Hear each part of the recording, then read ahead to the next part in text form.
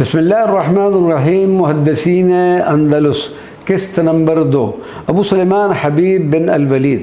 ابو سلیمان حبیب بن الولید کا شہر قرطبہ سے تعلق تھا۔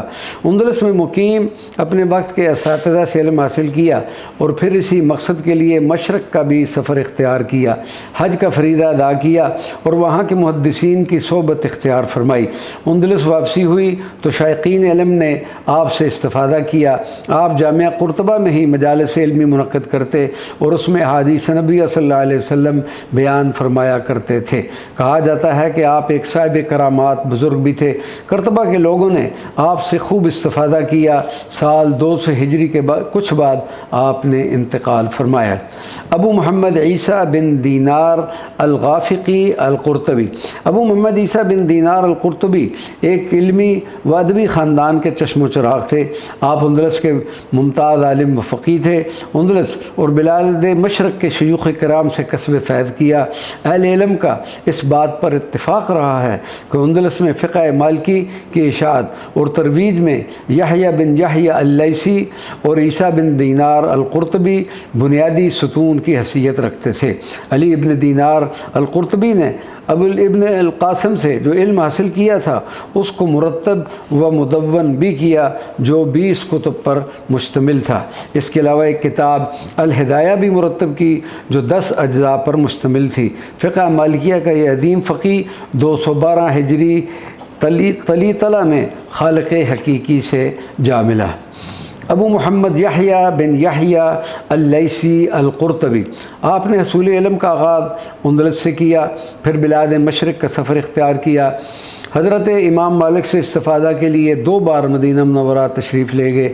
دوسری بار جب پہنچے تو حضرت امام مالک کی زندگی کے آخری ایام تھے۔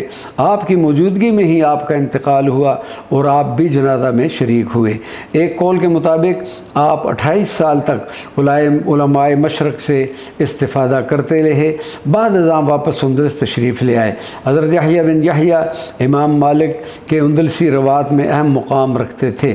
حضرت امام مالک نے آپ کی عقل و ذہانت کی تعریف کرتے ہوئے عاقل الاندلس کا خطاب دیا تھا۔ فقہ مالکی کی اشاعت اور فروغ کے لیے سرگرداں رہنے والے یہ عظیم محدث 234 ہجری کو اس دار فانی سے دار البقاء کی طرف روانہ ہو گئے۔ ابو مروان عبد الملک بن حبیب القرطبی۔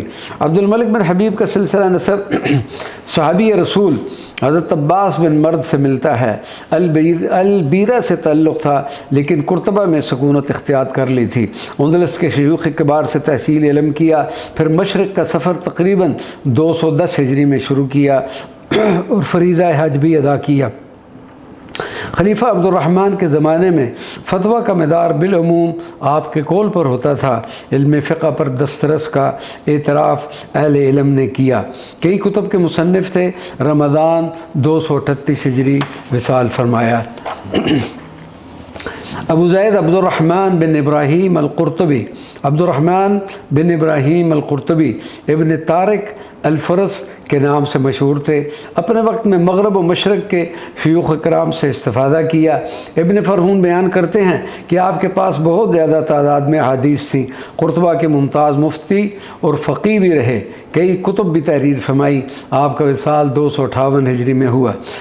سعید بن یحییٰ مزین القرطبی۔ سعید بن یحییٰ مزین کا قرطبہ کے علمی خاندان سے تعلق تھا۔ آپ کے والد گرامی، چچا اور آپ کے جملہ برادران فقہ و حدیث پر دسترست رکھتے تھے۔ آپ نے اجل شیوخ کرام سے استفادہ کیا۔ سرزمین اندلس کے ان اہل علم میں شمار ہوتا تھا جنہوں نے بلاد مشرق کا سفر کیا۔ بعد ازاں اہل اندلس کو بھی علوم دینیہ سے مالا مال کیا۔ سعید بن یحییٰ بن مزین 273 ہجری میں خالق حقیقی سے جا ملے۔